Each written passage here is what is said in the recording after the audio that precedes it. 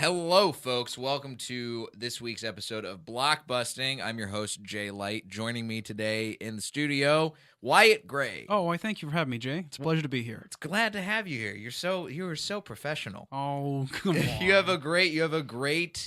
I've never heard your voice on a podcast before. Thank you. In speaking, I always like hearing people on the radio voice. You have a very professional. You have a very soothing, like an NPR voice for sure. Thank you so much. It's something I aspire to be one day. Yeah. To sit aside the likes of a Terry Gross or a Cherry Glazer. They all have such wonderful names. Lakshmi That's true. Singh. Yeah. I think Wyatt Gray could fit in that pantheon. Maybe one day. We'll see. From NPR headquarters in Washington, I'm Lakshmi Singh. Oh, she's great. Let's get things going. Let's blockbust. Let's blockbust, baby. In this week, first off, box office. No surprises No here. surprises here. Courtesy of Box Office Mojo, Star Wars The Last Jedi delivers second largest opening ever. Star Wars. Can I take I actually haven't looked at numbers. Can I take a guess? Take a stab at it. So second, adjusted for inflation, in history? Yes. $266 million domestic. No. Oh. That would be the number one. Oh, really? So last year, Star Wars, or not last year, 2 years ago. 2 years ago? Excuse me. Star Wars: The Okay. Force Awakens had the highest gross opening weekend of all time. No surprise at there. 247.9. Okay. So, do you want to take another guess? Well, I'll give you another I'll chance. put I'm covering it up on the let's put computer. Let's say 212. Yeah, you're not. You're a little closer on that Okay. one. I'm not a lot closer, in Okay. fact. Current estimate is $220 million. It's a lot of money for opening weekend. A lot of money for opening weekend. But did not hit. I mean, it's not surprising it didn't hit the heights of Force Awakens because Right. we had a Star Wars drought for what 7, 8 years. Yeah. So yeah, it makes sense.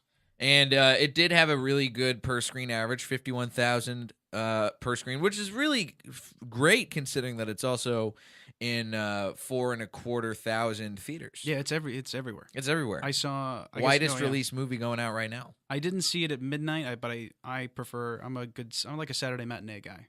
I'm That's a matinee person too. You come in there, you save $3. Crowds you don't have to deal with like the nerd crowds, and I think it's a more enjoyable movie experience. So The thing is, for Star Wars, you're going to deal with the nerd crowds for at least a week, true, if not 2 weeks. I really don't tolerate the. I'm cool if the theater's packed. I think it's a fun experience. I don't like when people bring like light up lightsabers and do the waving thing. I'm not. Not for I have you. Nothing to do with that. No thanks. Fair enough. Yeah, it's not for That's everybody. not to say I'm not a Star Wars fan. I think we'll get into that. Oh, we'll definitely get into that. I am excited to talk some more Star Wars with you. Now, I've not seen Last Jedi yet. You have. I have seen Last Jedi. Initial reactions. We talked a little bit about this outside. I'd say initial reactions would be that I had a more enjoyable in-theater experience with Force Awakens. I think it's a movie that I would watch again, not immediately, but maybe a return to. But I thought my headline would be Star Wars: The Last Jedi. It is less than the sum of its parts. And we're not going to go into spoilers. So if you're afraid of that, don't worry. Spoilers. Spoiler free. I'm famously tight-lipped. Don't worry. We're asking some we're going to keep it vague Yes. on this podcast about Star Wars: The Last Jedi because I haven't seen it yet and I want to see it. But I would say go out and see it. If you're a fan of Star Wars, it's worth your time. Now, one other question. Yeah. As someone who has seen it and as someone who has seen presumably Empire. Oh, yes. So there's a lot of comparison that I have seen as Mm-hmm. far as people are saying because Empire was not critically received very well. And audiences were fans. Mm-hmm. On the other flip side, this is one that audiences are not digging as much, but Mm-hmm. critics are huge fans of. So do you feel like it's sort of in that same sort of realm where it's like this is one of those movies that there's a portion of the population that's not going to like it and it will grow in appreciation over time? Mm-hmm. Yeah? Well, that's an excellent question. I am hesitant to say it's going to be a critical favorite with in the long run. I don't think we can speak about reviews and Disney in the same sentence in this point in time without pointing out that Disney has come under fire for some not so above board practices when it comes to how it deals with critics. Yes. Oh, So yeah. With all of the LA yeah, Times and so I'm stuff. not a conspiracy theorist. I'm not saying that Disney has paid for positive reviews, but I think it's well within their power to do so, and I think it's well within their fiduciary incentive to do so. But Man, a couple of white guys talking about fiduciary Consequences. How many people have we lost so far on the podcast? I think just listeners. We're 5 minutes in? Who knows? Yeah. We are 5 minutes in, right Yeah. on the dot. Oh my god. You know what? And we'll talk more about Disney later on because Yeah, Disney, Disney- whew, they are all up in the news this week. Well, yeah, I'll let you. We'll get to it. We'll get to it. You're the moderator. Let's carry on the rest of the box office. So the top two of the box office this week, both new releases, which hasn't happened in a little bit. Can I guess? Go for the number two. I think you can probably give a pretty good guess. I'm guessing Coco's probably still number 2. No, Ferdinand, because Coco's been out for a few weeks. Ferdinand at number 2 at the box office. Ferdinand by Blue Sky Studios also did. They did Ice Age. Yes, the Ice Age studio. Yes, I wish they did Rio. Okay, I remember. Yeah, Rio. I wish. I think Industrial Light and Magic's only theatrical release was Rango, animated wise, with Johnny Depp about the chameleon. Was that Western. ILM? I think I that thought was that was ILM. Nickelodeon. I think it was. It may have been story. We're looking it up. Almost bet ILM was definitely the special effects studio behind that. That's what the internet is for. Let's take a look. Studio, production company, Nickelodeon Movies, Blind Wink Productions, GK Films, Industrial Light and Magic. Okay, good. My credibility's still intact. You got it. Movie stuff. And then I think they do the effects for. It was their first Transformers. Yeah. Have they returned to do an animated film? No, that's their first full-length animated feature, and to date, it looks like it's their only one. But I'm taking a look. Filmography, blah blah blah. Let's scroll all the way down because this is not going to be relevant. They have since made. Yeah, it doesn't look like they've made any other animated features themselves. So I'll go on the record and saying loved Rango when it came out. Won the Oscar. Loved it. Yeah, great for movie. best animated feature. Wouldn't say I'm a big fan. I think I've seen the first Ice Age. I think there's 4 or 5 Ice Ages at this point. There's too many to count. There's too many Ice Age movies out there. Yeah. Aiden's nodding in the booth. He knows. Yeah. And Ice Age should have stopped after the first movie. As soon as they introduced a female Scrat to the franchise, it fell off for me. I'm going to take a hard stance on that. Scrat is cute. He really wants to get that acorn. It's a really strong motivation, and I can follow that as a character. And look, I don't think it stretches to 5 movies. Though. No, it does not stretch. Yeah. And yet, here they go. And also, you find out that Scrat caused global warming to kick off, which is a terrible character arc. No, thank you, Scrat. All in trying to get some of that hot prehistoric squirrel puss. You can't do that. That's not fair. Rio was the bird love. That's like the last 2 blue. And Jesse Eisenberg is a bird. Jesse Eisenberg. Jesse Eisenberg. Oh man, that went a long way to get to that pun. Didn't they? Was there supposed to be a sequel to Rio? There has already been a sequel to Rio. Well, that shows where your credibility goes. Came and went. Okay. Your credibility is going the way of movies that have dropped to the bottom of the box office, like Coco, which is at number 3. Number 3. Still haven't seen Wonder. That, I haven't seen Coco either. Need to see Coco. I need to see. Me and Max keep talking about going to see Wonder, and Max isn't here this week. But Max, if you're listening, we still have to go see Wonder sometime, baby. We got to go see that deformed boy. Oh yeah, Wonder's he's got the surgery and the space helmet based on a best-selling novel. Yes. Okay. Wonder's at number 4 in the box office. Okay. Justice League taking a tumble to number 5. Oh, I've so little interest in.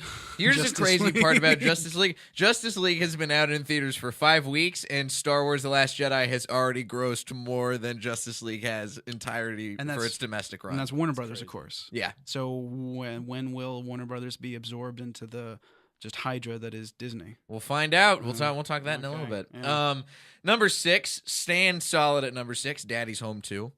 Another movie that also didn't deserve a sequel. The Mark Wahlberg, Will Ferrell. Yep. Okay, comedy dad thing. Classic, cool. Bringing Mel Gibson back from prestige territory. Where was he? Well, we know where he was. We know where he was. Anywhere the Jews aren't. Yeah. That's where Mel Gibson likes to hang out. Apparently, wasn't he still penning scripts this whole time? He came out and said, like, I have he wrote 6 ready to produce screenplays in the chamber. I mean, lest we forget his fantastic directorial thing that he made while he was in exile, The Beaver. Oh, The Beaver. Selected for the Cannes Film Festival, where he plays, he's got a puppet, and Jodie Foster's in it. I'll still stand by it. I think I watched Apocalypto again this year. It's a really great ride. I hear great things about Apocalypto. Gotta check out Apocalypto, man. It got nominated for some Oscars. Yeah, I think, I'm always someone who harps on like, let's see how far we can push non-verbal storytelling. And that movie does it. Like, there's minutes without any dialogue where you're totally invested in the character and the stakes. It's great. I have to watch it. It's great. Here's one of my favorite movies that's still in the top 10 of the box office is number 7, Thor Ragnarok.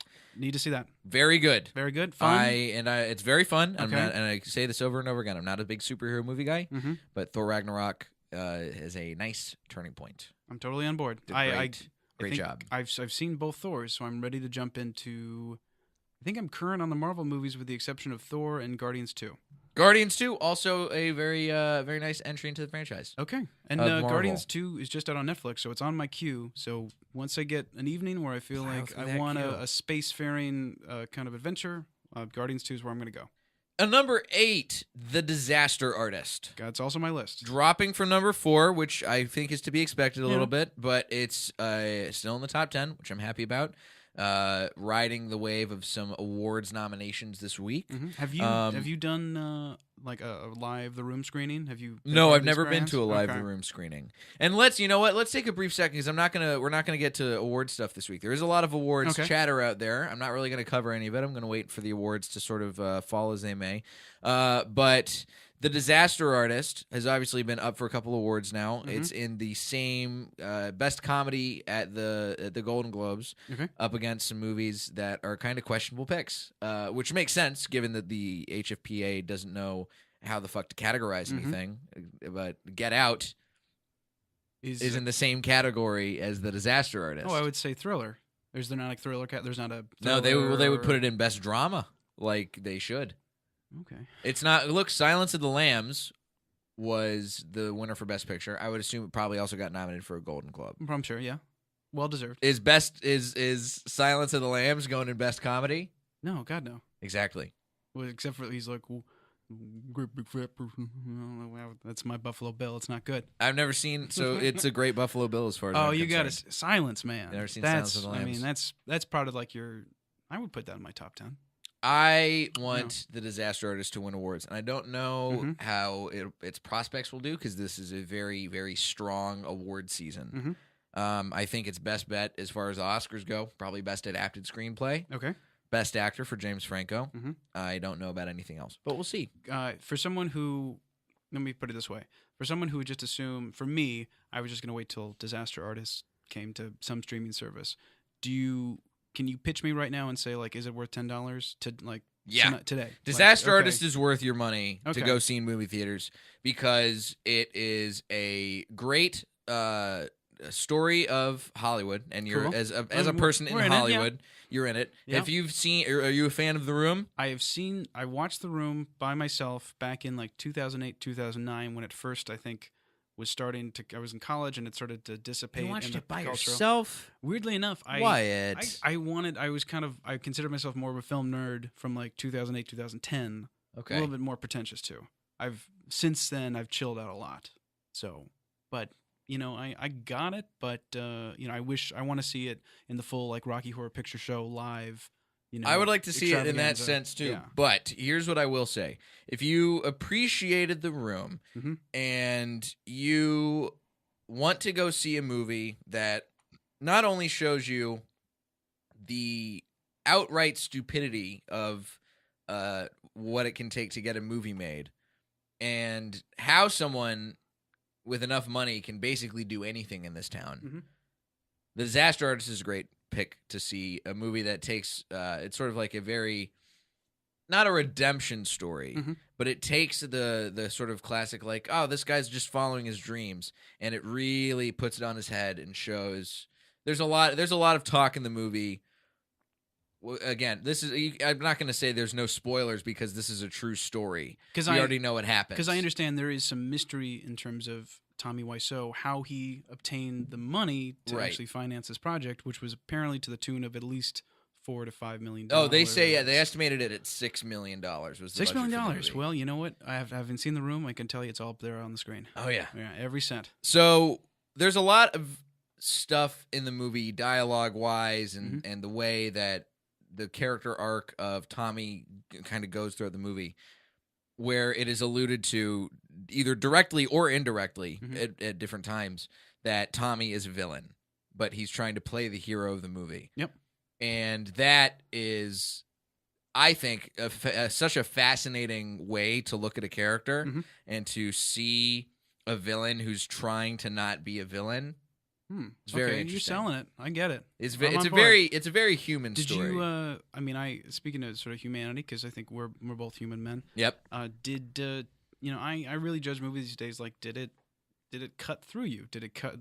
Was there a little spark of emotion and kind of? Oh, I welling up almost in cried. You? Okay, well, I then, boom, I got a little misty in there. I am on board. Any very movie that can very well made. They can get you just feeling something. Because Man, most movies they're not. I don't feel anything anymore. I'll tell you this. I watched Die Hard this week for the first time. I went and saw a screening of it at the Vista. Cool. And I'd never seen it before. 35 millimeter screening. Cool. Went there with my girlfriend and some other ran to some other friends of ours at the movie. And I also got emotional during Die Hard. Yeah. He goes through so much, and you can tell like he loves his wife, and he's just a regular guy in a really bad situation. You know what the part that got me was? Please. When he's talking to Powell, and when he's just chilling out in between all of the explosions a and everything. Moment of respite. He's like, so what's a desk? You know, do you really rather be there as a desk jockey? I shot a kid. That whole scene, that got to me. I like that. That was like, oh, he didn't want this. He didn't want this life that he's saddled himself Die Hard, with. Die Hard deserves a rewatch. It does. The end of the year by me. Okay. Die Hard is a nearly perfect script, I would say, and it's everybody's saying it's a Christmas movie. It's the holiday season. Go I totally see get it. Another one, movie I'd like to revisit. As long as we're talking about like non-standard Christmas movies, I was reminded that Edward Scissorhands is also a holiday or a Christmas movie. Oh yeah, I guess it is. Yeah. So I'm gonna try that. Try to knock that one out before the end of the year. Not a bad move. Yeah. Let's knock it. Speaking of knocking things out, cool. The last little bit of the box office here: Murder on the Orient Express, holding on at number 9, $2.4 million. And I realized I haven't said any of the numbers for any of the movies. And at this point, who cares? Frankly, you get the rank. I mean, you get the gist. Look at Box Office Mojo if you want to see those numbers. I haven't heard anybody say anything about Murder on the Orient Express.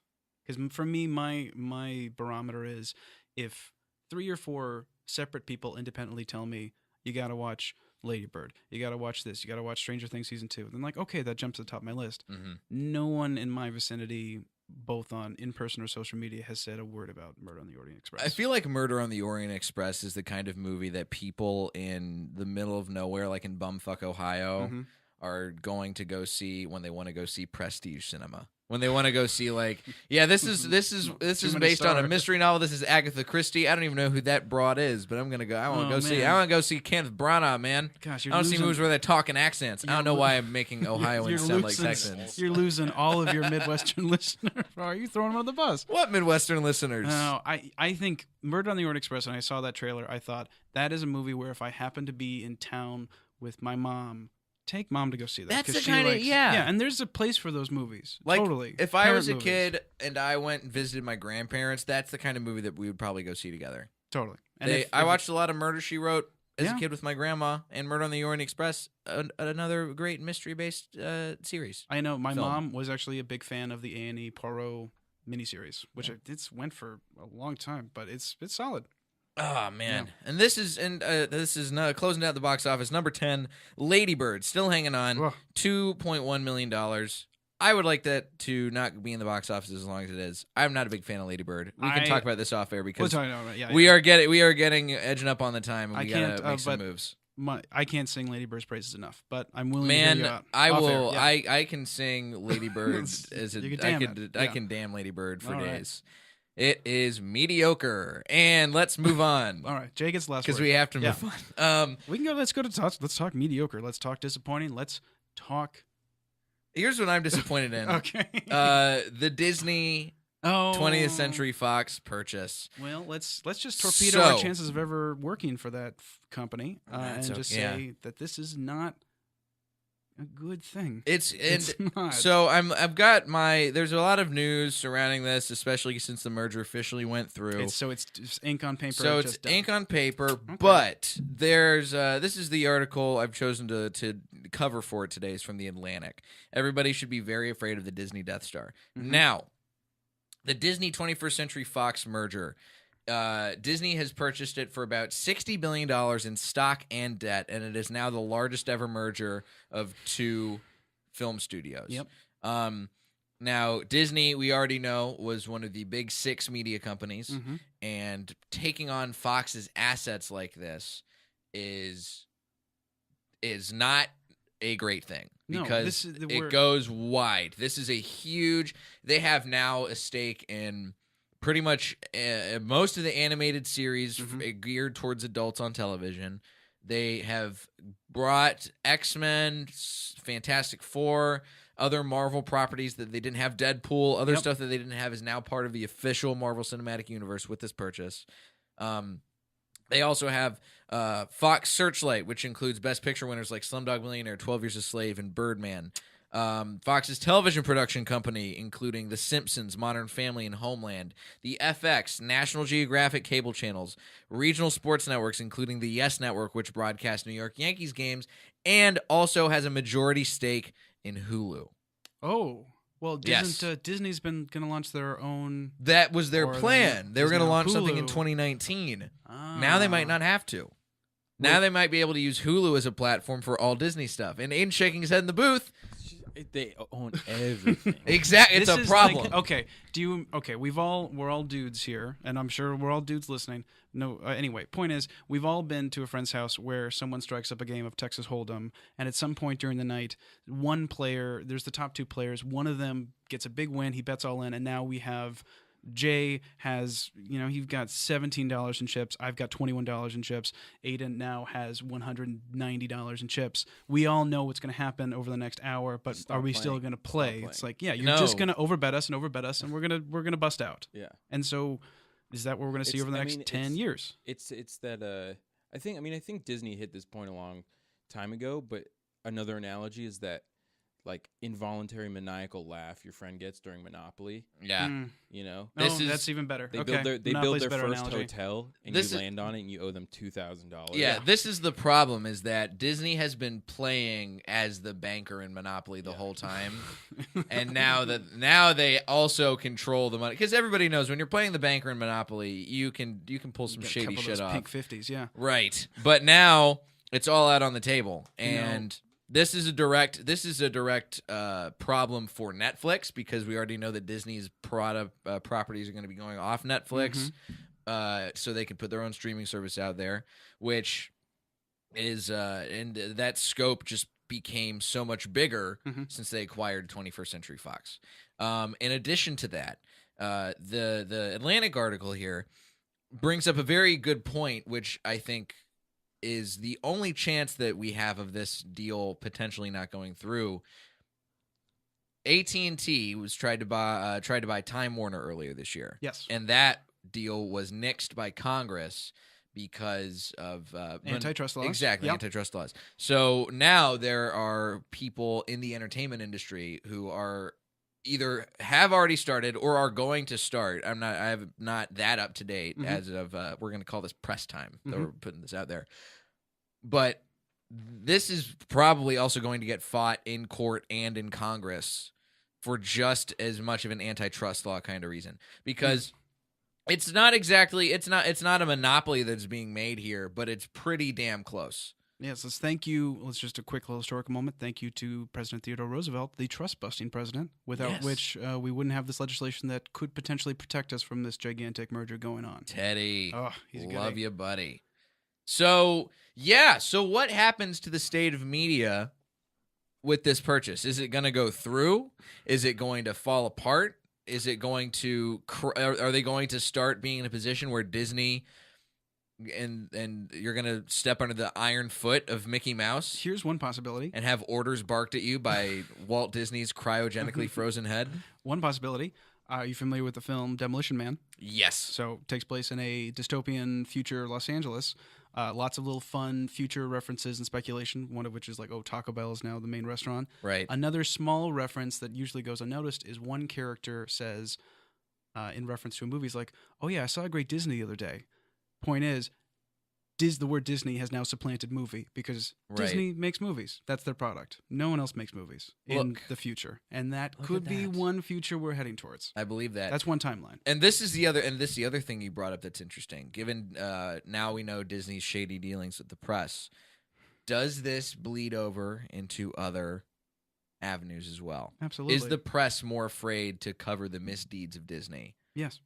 In the wake of this, if Disney equals entertainment, and you are an entertainment reporter or critic, what do you gain by blacking out an eye of Disney in one little review when they can just, I mean, you think about like when we're going to talk about Rogue One in a bit, but they paid mommy bloggers to come out and advertise Rogue One. They had a special screening. They only showed 17 minutes of the movie, but then they got all this free advertising that costs, I mean, not free advertising, it's pennies on the dollar advertising on YouTube, because you give one 19-year-old kid who lives in Sacramento, fly him down, give him a ticket to a screening. He's going to promote it to his 300,000 subscribers on YouTube. That's worth, I mean, what? What did Disney pay? What, a few $100s? Big deal. Yeah, that's chump Nothing change compared to like, oh, let's do a multi, that's full one of national Scrooge ad buy. McDuck's golden coins out of the vault. Gosh, and it's like, and it's like, I really wish all the people on the internet who were salivating over like, oh, we got Wolverine and this is this, and then all the Avengers, and just like, it doesn't.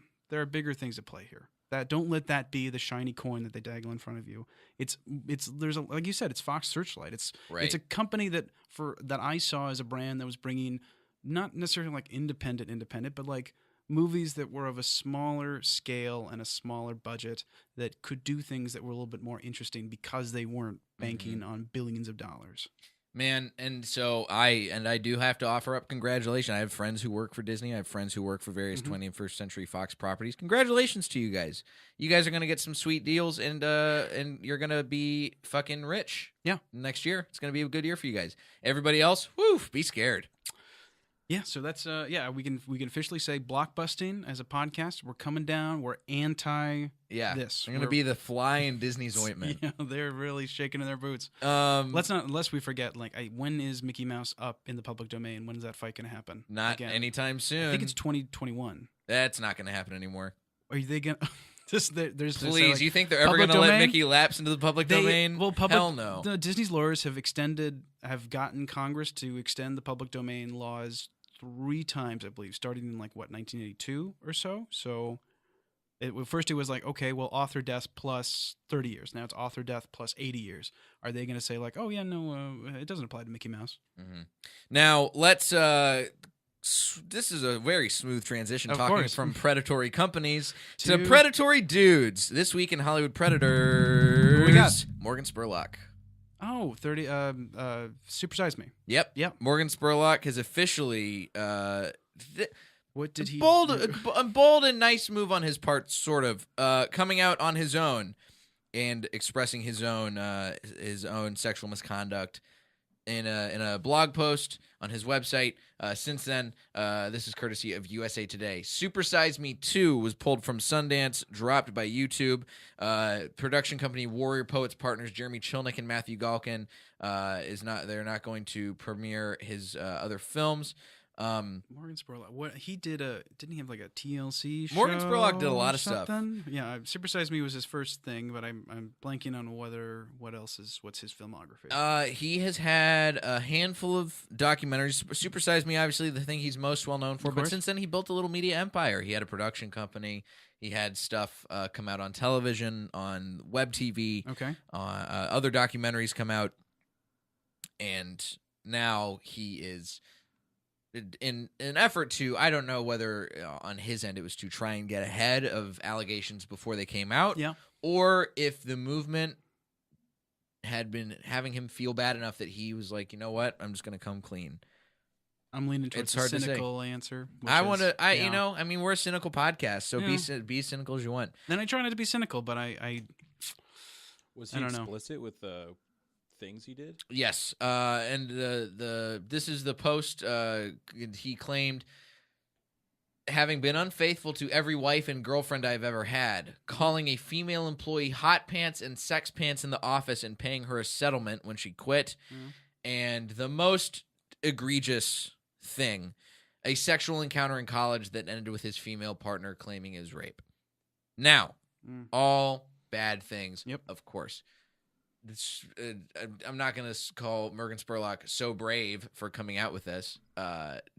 Good for him for saying something, but you are just part of the So I've seen so many memes and posts of people saying like, yeah, this is the advent calendar of terrible dudes. Yeah. So you're just whatever door opened today. That's just how it is. I get that. We should not be surprised that a man who got famous for a movie about eating McDonald's is a trash human being. He's gonna make 2 movies about me McDonald's. Is that what you're telling me? There's a Super Size Me 2. That's what. He already made it. What's the? It's not coming out anymore. What's the pitch of Super Size That's Me as 2? dead in the water as I love you, Daddy. Oh man. The pitch was he made a chicken restaurant, and it's about how chickens are bad. Well, Yeah, duh. can fast Like, food come on. still make you fat? Yeah. Yeah, no, guess it's what? still bad. Can I still trick you with fast food? You betcha. Yeah. Man, this fucking red-faced ginger idiot. Get out of here, Morgan Spurlock. You're done. I don't have enough. I don't know about enough to criticize him beyond what just you told me, which is just sounds pretty shitty behavior. Yeah. No, Yeah. he's And Doug Benson has made a career basically making each the comedy movie Super parallel Jaime, to yeah. his of Yeah. just another whatever he did. I'm gonna do about getting high as possible. yeah, and that's his. But that's the thing. Doug Benson, also not a rapist, which is that's Cool. gonna help. At the end of the day, that's gonna help your career out more than any ability to make a very cheaply made and audience friendly documentary. Yeah. How about just don't rape? That's good. That's a. I feel. It's Do you so feel easy. like you're rising on the totem pole as white Just guys because ahead of everybody you? keeps getting knocked off. Yeah, if white guys ahead of you. Absolutely. Yeah, so I think if we can just keep our hands to ourselves, stay in monogamous committed relationships. Yep. I think My stock is rising. We only have upwards to go, really. Oh yeah. Yeah. So that's my story, and I'm sticking to it. Yeah. And we're going to close it off one little nice news story this week. This Please. is just a fun little one that I saw, and I felt like it was fun to cover. Saudi Arabia lifts 35-year ban on cinemas. Movie theaters expected in March 2018. That's cool. I'm assuming that's the crown prince, who I think he goes by M. Night Shyamalan. No, That's the one. That's the his guy. name's Mohammed bin Abli. I think he's M.A.B. but he's- MAB something. I've heard of this guy. Yeah, he's a youngish guy, probably 35, 36. Trying to be progressive, which is hard to do in Saudi Arabia. It's really it's almost impossible. Let's be honest. I don't know. I've listened to a couple sort of world events podcasts, and I've found that he's dangling some pretty easy stuff to sort of seem like he's progressive, but he's he's blockaded Qatar, and those people are dying. In Yemen. And Yemen, and he locked up his closest relatives under house arrest at a Ritz-Carlton, and they're sleeping on cots right now. Yep, So heard that. I don't know if I'm quite ready to give him the progressive Saudi Arabian mantle yet. Oh, I agree with that. Just Yeah. look, and the fact of the matter is, just because this seems more like a distraction than anything else. I'm not really up to date on Saudi Arabian politics. Mhm. I can barely keep up with American politics, but from what I can tell, this is a nice little distraction for the Totally people of cool. Saudi Arabia to keep away from the fact of, our country is about to be decimated by this new potentially tyrannical ruler. Oh, and oil As long as I prices can go are- see Star Wars, I'm good to go. Yeah, oil prices will only get lower. But yeah, this isn't the world podcast. No, this is the World of Movies podcast. World movies. But I will just say, for the record, I don't think letting women drive and opening some movie theaters necessarily makes you a progressive person. I think you're now just barely coming back up to like maybe somewhere near like the water level. Let's see Yeah. how they take to when Wonder Woman is re-released in theaters. Go for it.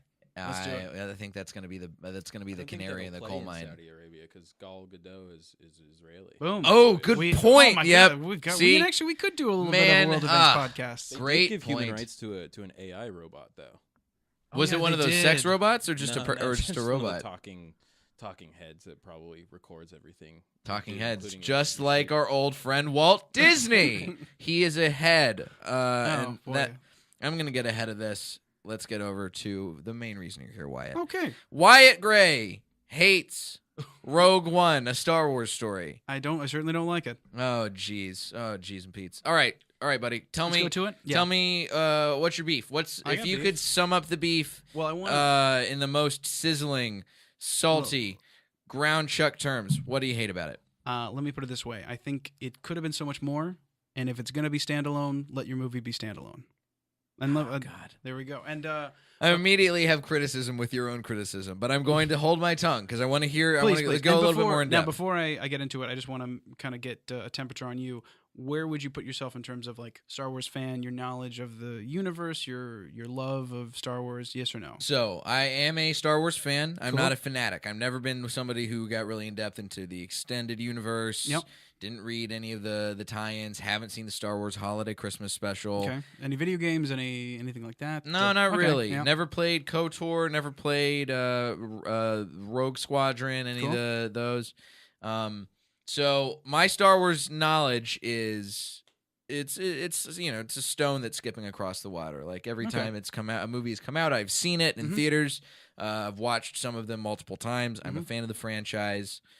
But I am not somebody who has taken a real deep dive and tied my identity to being a Star Wars fan. I totally get it. I would say I put Jay, you're like 2 rungs up from average Joe America in terms of like what you know going into a Star Wars film, what you expect out of a Star Wars film. Yep. So it makes sense. I would put myself maybe like 3 rungs above you. Okay. I played, I've seen all the movies. I've probably critically examined a fair amount of the movies. I've read quite a few novels. Played the video games that are worth playing, and feel kind of invested in the universe. I wouldn't say I'm a nitpicker. I'm not like a Wikipedia contributor. I have read it from time to time. I do not collect anything. I own no Star Wars memorabilia or props or toys. It's not my jam. I've never attended a Star Wars convention, but I appreciate it for what it does in storytelling and myth making, and so I can get on board with a good Star Wars movie any time of the day. Great. That being said, Anytime those 2 suns are out, the binary Sons of Tatooine. Tatooine. Yep. Good time. there we go. See, that's the kind of reference I can make Yeah, comfortably. totally. But I do not think that Star Wars Rogue One, A Star Wars Story, to complete the full title, is a worthwhile Star Wars movie, is a story that needed to be told, and even as it was told, was not told well. okay, So why do I believe that? why do you believe I that? think it all comes down. Allow me to consult my notes. Please that pull I your did. notes out. For those of you who are just listening, Wyatt has perhaps, I praise him for this, the most professional looking notes I took piece of paper that I've ever seen for any guest of this podcast Thank so you. far. When you asked me, when you graciously let me be on the podcast, I did I refreshed my memory on Rogue One, took down some notes, typed those up, brought them along with me, so I'll reference them, but it's just more talking points. I would say, in the lead up to the Disney buying Star Wars, we were told, okay, we're going to get a new trilogy that's going to take place after Return of the Jedi. Right. Great. I'm on board. There's more story to be told.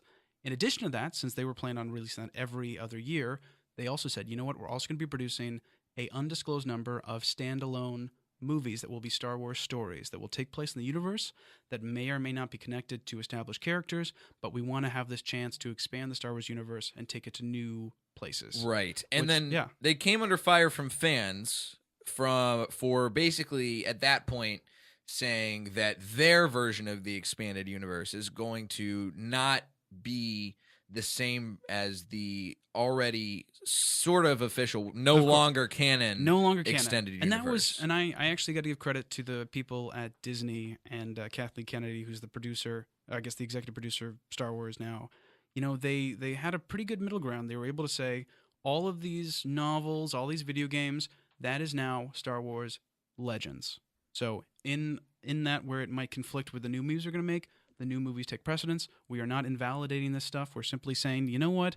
We have this property. We have a great love for this property. We have stories that want to be told. So we're going to we're not wiping the slate clean, but we're going to forge it. And where it might trample over like, oh, you like this character, that character, we're going to incorporate where we can, but we might draw inspiration from that too. But it also allows them to not license anything. So they could, I guess they own everything now. They own everything that LucasArts gave a stamp on. They own everything. They own this podcast studio that I'm in right now. They own the tinsel. They own this xylophone that I'm going to play. Very cool. So they're saying, so all this is coming out. I'm thinking to myself like, oh man, this is really cool because I think that the Star Wars universe is a big universe, and my mind's buzzing with all the stuff they could do with Star Wars. And they say, you know what? Out of the gate, it's going to be called Rogue One. A lot of people, they just have the name first, and people are thinking like. And again, I'm following this just on like a production news info. I'm not digging into like Wikipedia theories. I'm not really big on like I prefer discussing it after the fact, not like pre-theorizing. But I'm hearing like, okay, Rogue One. I'm thinking, ooh, this could be cool. Maybe they're gonna do like a Rogue Squadron movie. Like, you know what? Let's do kind of like what was that movie? World War I fighter pilot movie with James Franco. About remember that one where it's like, Oh man, I don't remember that one. I mean, World War I fighter pilot movie with James Franco. something I mean, if you just search that one, it'll come up. But anyway, the point is, I'm thinking like, you know what? That's actually a cool idea. Let's take like a ragtag group of fighter pilots, and they're going to go up against the Empire. A lot of them are going to die, and maybe in the end they get to blow up a cool base, and like that's the movie, and it's all about that camaraderie. Okay, that didn't happen. That's fine. And then we're being told, okay, you know what? It's actually going to be about the group of rebels that steal the Death Star plans. Now here we have my first problem with this movie, which is we already know how this story ends. They obtain the Death Star plans, the Death Star gets blown up. Does it really matter the details of it, per se? Because I think my theory is that the Star Wars movies are great, and when you look at the really great ones, they take us to new locations and new places and introduce to new characters. There's sort of these big pillars, and from which all this kind of new fun details can come about through novels and fan discussions. But the idea that they're gonna claim that this is gonna be like totally standalone movie, and the first thing out of the gate they do is to fill in just like a tiny little sliver of the timeline that fits between two things we already know about. I think that seems sort of cowardly to me. It's like, I can totally understand. Really cowardly. Well, here's the thing. You buy LucasArts for $2 billion. I get that The Force Awakens plays it safe. The Force Awakens is, in many ways, a retread of A New Hope, beat for beat. And a lot of people had a problem with that. I don't have a problem with that because I understand that, you got to protect your investment. If you're going to build what will be paying Disney's bills for the next 20 years, probably, start with a safer bet and then build from there. But, this was the chance to kind of do something fun and darker, and they just completely, they biffed it. Interesting. And here's why, because here's the thing. This is what I would pitch. If they're going to say, you know what, we want to do Death Star steal the plans, I say, you know what, I can make that work. But here's what you do. It is Star Wars, Ocean's 11. It's a heist movie, and this wasn't a heist movie. Have you seen Rogue One? Yeah. Okay. I mean, who are the characters? Like, I like your angle to it. Ocean's 11. And what is Ocean's 11? You have Danny Ocean and whoever the name Brad Pitt's character is, right? They're two guys. They have a goal. They have an impenetrable fortress that they have to penetrate, Let's right? call them Danny and Manny Ocean. Danny and Manny Ocean. They need to get in there. One of them's always eating nachos. But the thing is, it's like... Yeah, why is Brad Pitt eating constantly in all the Ocean's 11 movies? I think he thinks it's an actor Fucking choice. Manny. But if you remember Ocean's 11, great pacing. Because like from the get-go, it's not as if they need to get anywhere. They're in Las Vegas. It's right there. It's a process of step by step, gathering the materials, gathering the crew they need to pull up this big heist. And as they're explaining it, things are happening. It moves with such a great pace. You're on board. There's jokes, but it's not like a comedy. And in the end, like things go a little bit wrong with the heist, but there's all these great moments where they get to like infiltrate here and impersonate this and like do this and charm this. Like I would like to see that. Just put a Star Wars skin on it. It's not hard. Instead, what they give is like a weird father-daughter movie where everyone has different accents and all these characters are forgettable, and you don't care if they die because you didn't care about them in the beginning. And if you already know the end, the only thing that's going to carry you through the movie is if the characters have heart and you actually like to be around them and like to see them squabble and kind of figure things out. But that's not fun at all. Man, I liked this movie, and now I'm not sure if I like it anymore. Well, I think you're actually giving probably. I think I can you're the tear it person down. who's turned me the most so far out of any of the movies that I've seen that I already liked. Thank you. Because I won't. I'm not gonna. For those who might be tuning out, I'm not gonna say my beef with us. With Rogue One has nothing to do with like, oh well, this was different. That isn't. I don't really care about nitpick stuff. That's fine. Let's take the bigger picture. There's no heart to this movie, and I think that lays squarely on the hands of the cast of characters, which is really inconsistent and weak. And most of the time could have been condensed. You're right, and here's what I will say. And to this point, Mm-hmm. the best character in this movie is It's Alan Tudyk as the robot. no. I was gonna say he is great. He's great. But the best character in this movie, again, we're talking a lot about villains today. The best character in this movie is Ben Mendelsohn, That's a good point. who plays the Admiral Krennic. Admiral Krennic. Yes, As he's like kind of an up-jump bureaucrat. He plays a good bad guy, and he's kind of like, he plays a really good bad guy. I dig him. I think and there's been a lot of like weird bureaucratic villains in the whole Star Wars universe. Mm-hmm. This is the one who I feel is the most compelling out of the people who are purely bureaucrats, because it's hard to get anybody to really care about that class of villain Mhm. in the Star Wars universe. Yeah. Because the big bad guys are so much more interesting. Or even they can shoot lightning out of their fingertips, or they have right. They're half robot. Or the people who take a roguish turn, like Lando Calrissian. Yep. This is the first time that I have ever cared about one of these fucking weird white hat bureaucrats. Mm-hmm. And I think it was a mistake because, again, if we're going to say, like, oh, in terms of the established canon beforehand, Ben Mendelsohn's character was pretty much supposed to be like a young Tarkin. Right. So to me, it's like, I get why we had to have a CGI Peter Cushing there, but it's very distracting and it's unnecessary. Ben Mendelsohn can do the heavy lifting as the villain. Exactly. He can take on that role. He can be the guy whose baby is the Death Star and who is very protective of it and very... I get that. I can get behind that, and he's willing to do anything to get it finished and get it operational because he's personifying himself in it. Right. And that's how he's gonna rise in his station is by building this massive space station. I get that motivation. I think it's a great motivation for a villain because my belief has always been villains, good guys. They are trying to achieve the same things. Villains are just the people who are willing to go. They don't have those breaks. They are willing to kill and maim and humiliate to get what they want. Exactly. Yeah, and that's what holds the heroes back. So we should be villains, Jay. Well, I mean, and I saw going back to Die Hard too. Yeah. There's I was so blown away by this movie that I read a little bit more about how Die Hard was made. Mm-hmm. And what the screenwriters decided to do was to write the movie from the perspective of Hans Gruber and have Hans Gruber be the hero, quote unquote, while all the time knowing that the actual hero, of course, is John McClane, is Bruce Willis. Because the thing is, Hans Gruber's the one who had the plan. Yep. And everything, if it had gone according to plan, he would have gotten away with everything just fine. Bruce Willis comes in and fucks everything up royally. Bruce Willis is the villain to Hans Gruber's story. Of course. And villains are, if you write a good villain, they are a fascinating character. Absolutely. Tommy Wiseau is the kind of villain that you could never write because he's too good of a villain on his own. Mm-hmm. And I think that if you're going to have a really good, strong, compelling villain, you also need to have a good, strong, compelling hero to combat that energy. The problem is the heroic team is too scattered.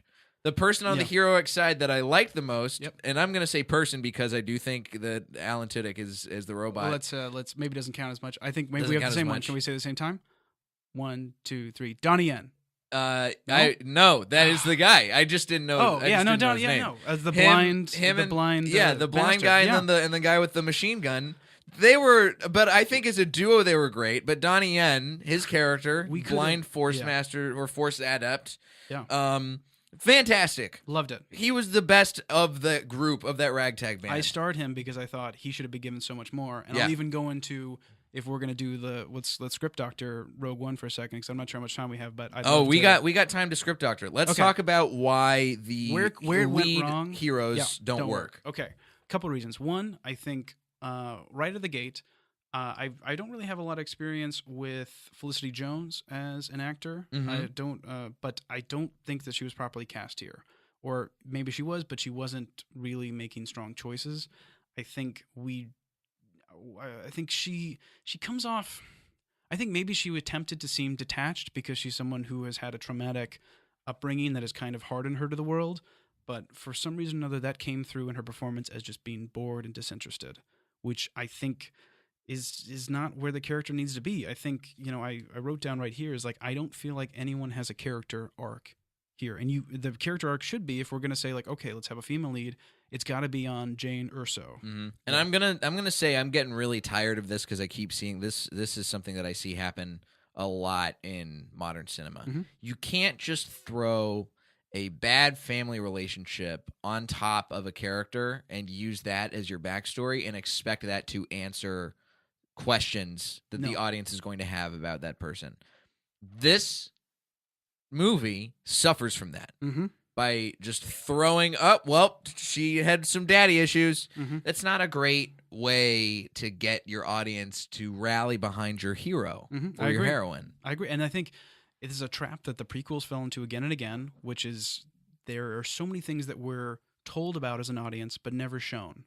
The biggest example, I'd say, one of the biggest failings of the prequels is that we're told again and again that Obi-Wan Kenobi and Anakin Skywalker, who are supposed to be like buddies, right? That's all we know about them before the Right. prequels ever came out. Is like, oh yeah, Anakin was a good friend of mine, and I trained him. We never experience any of the training. We never get to see any Mr. Miyagi moments where Anakin is, he tries something, he fails, and Obi-Wan says like, no, try this, adjust, and he grows as a person. That apparently happens in between Attack of the Clones and Revenge of the Sith. But I guess they reference it in like an elevator scene where they're going up to see Padme. He's like, oh, remember when I fell in that nest of Gundarks? It's like, oh, I remember when I got you to this thing. It's like, hey, it'd be fun if we actually, as an audience, got to experience like Anakin and Obi-Wan like escaping some crazy stuff like by the skin of their teeth, using their wits and their force powers. Like, how about you do cool. How about you do what you learned in film school and show don't tell, guys? You know what? Hey, why don't you take 20 minutes out of like procedural Senate business and give me like Anakin, like open the movie. How's this? How about you open one of the prequel movies with like, can you imagine like it's like a moonlit like desert planet, and you see like just out of the corner of your eye like two shapes like descend down a sand dune, and like the camera pans back below, and it's like Obi-Wan and a young Anakin, and they're about to infiltrate like some kind of compound, and like Obi-Wan's like, go do this, and Anakin's like, no, fuck that, I'm gonna run in, and it's like, oh, there we go again. And then they start fighting, they got to do this, and it's like, oh, cool. They're on a Jedi mission, and they're training, and they're learning, and they're coming up against each other. Like, oh, cool, like a movie. Way more interesting. like a Butch Cassidy and the Sundance Kid. Great. Yeah. Cool. They're two opposite personalities, but they got a mission, and they're going to get through it one way or another. I'm on board. We never see that. Again, when you talk about family dynamics, we are just told that Jin's father, Galen, is a good guy because he's the dad. There's no like. And dads are always good guys. Dads are always good guys, and it's like you open on this movie. You know who else is a dad who's a good guy? Anakin. Oh no! Wait! Oh shit! Fuck! It's like you open on this idyllic farm planet, and immediately the spaceship comes down. Why not, as a filmmaker, say, you know what? Let's take 7 minutes.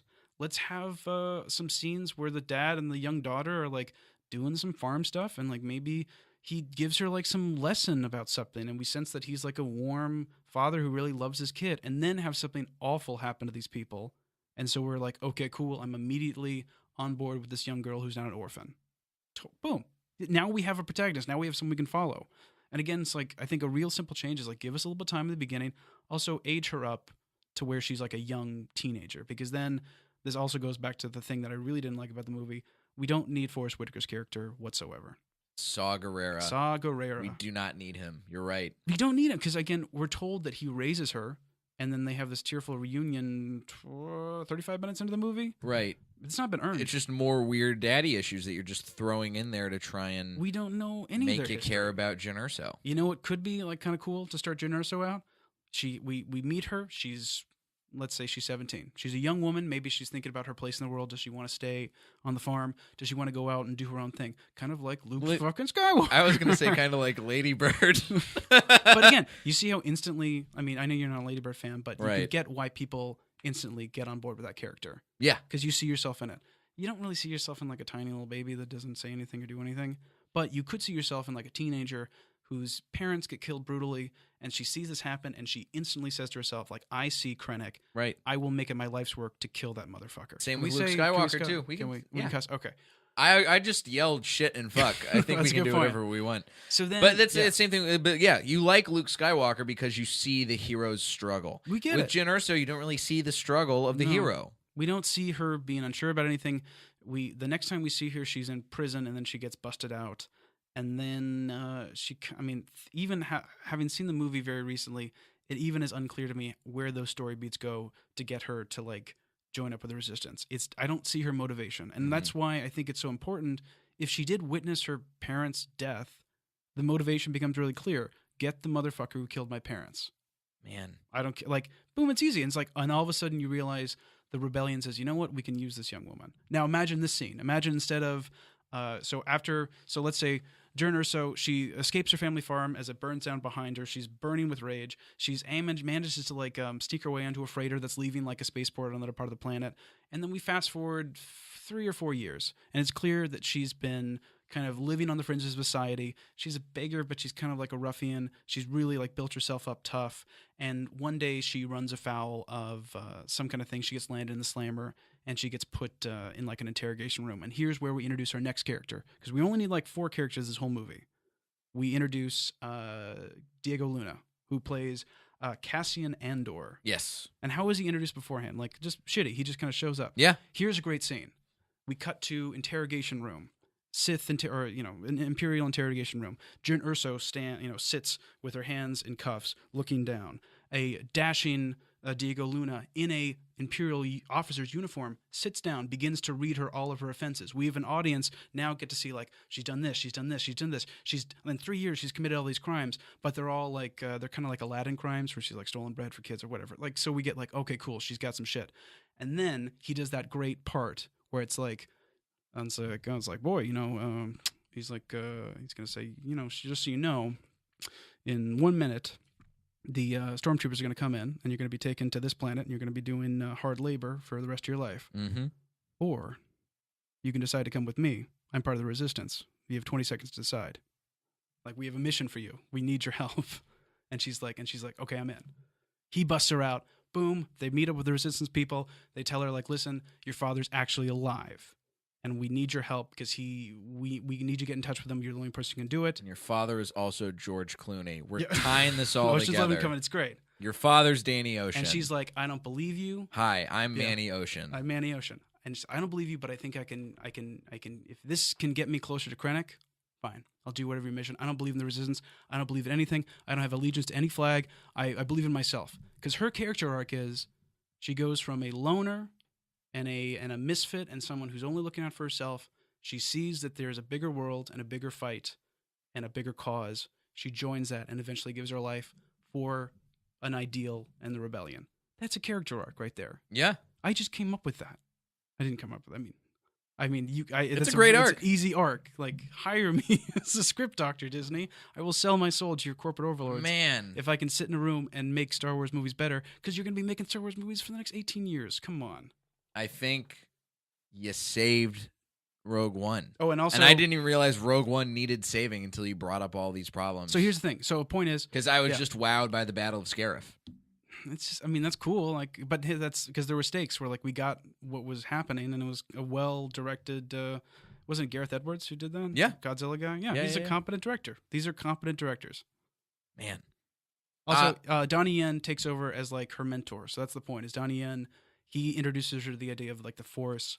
And even though she's not Force sensitive, he's just there to kind of be her voice of conscience. We can cut his machine gun friend because he doesn't add much. So it pretty much just because, let it be Cassian Andor, the rogue, who's a bit more cynical.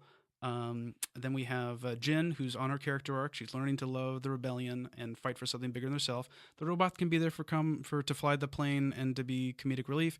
You have the mystical, blind source man who can kind of teach her about the Force and something bigger than herself. And they eventually get the plans. Folks, if anyone at Disney is listening to this podcast, hire Wyatt to make the next Star Wars story. Because I want to say, one of the things you touched on, and I know we're running out of time, I like Donnie Yen because it's so refreshing. We've gone through about a decade where, and for those who will see The Last Jedi, this is kind of a theme of that too. And one thing I like about that movie is that the Force is not superpowers. It is not your DBZ power level where it's like once you reach level 10, you can shoot Force lightning and all that stuff. The Force, when it's good, especially when we look at The New Hope, what is the Force in that movie? The biggest contributor is it's Luke realizing in the final moments that, like, you know what? You got to let go. You got to maybe have faith and trust that there might be a bigger thing than you. And if you turn off your targeting computer, you might be able to make that 1 in a million shot. And again, they do that with Donnie Yen. Donnie Yen doesn't use like Force powers to like do lightning speed and hit everybody with a stick. Right. All he does is say, or to just walk through. He walks all through that fire. He just says like, I can't see, but I know the Force will guide me, and I'm not going to be hurt. I am with the Force. The Force is with me. Boom. That felt good. So I'll give Rogue One plus respect for that. And yeah, Rogue One, not a total disaster of a movie, but falls into a lot of traps, hits a lot of pitfalls, narratively and with characters. And you know what? That's always the worst. It's movies that I hate admitting that somebody's right on this podcast. It's movies that you can see with just a little, with this here and this there and this and this. All of a sudden, it's a really fun movie and one that could be one for the ages. Yeah. Wyatt, dude, thank you so much for coming on This today. is a great time. We're already done. Yeah, Oh. it's time, man. We're hitting that hour. Love it. I have been really happy to have you on. You're very well spoken, very well read, very Thank well you. noted. Where can our listeners find more about what you're doing? Sure. If you like me, if you want to keep in touch, just visit wyattcomedy.com. That's just WYATT comedy.com. You can link to all my social media and send me an email. If you're a Star Wars fan who completely disagrees with me, reach out. I'd love to hear from you. Love a spirited discussion. Feel free. Yeah. I feel like we've had a nice one here today. It's a good time. You can find me at Diet J on Twitter and Instagram, jlightcomedy.com for show dates. If you are listening and you're in the Dallas area, I will be back home for Christmas doing a couple spots with Preacher Lawson at the Addison Improv on Saturday night, the 23rd, doing both shows that night. So go check that out for more details. And this week, if you're in LA, we've got the Crowdwork show Feed Me, featuring me and Frank Castillo here at the Comedy Store Wednesday at 10:30. And if you're listening, please take a second, be my Christmas baby, and rate and subscribe and review on iTunes. Every little bit helps. I really appreciate it. Thank you to the Comedy Store. Thank you to my man Aiden in the booth. Glad to have you, buddy. And do you have a signature sign off? I do, and I'm about to say it. Oh, please, I interrupted. This has been Blockbusting. Hey, guys, go see something good for a change.